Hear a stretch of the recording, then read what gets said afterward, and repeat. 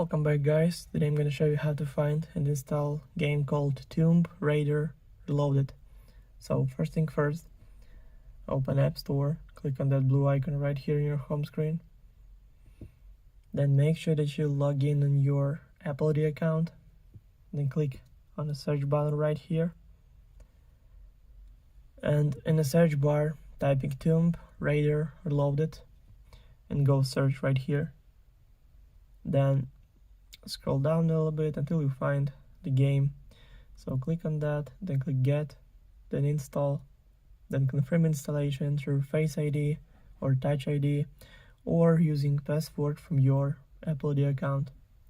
So now it's all done. The game is 203.1 megabytes.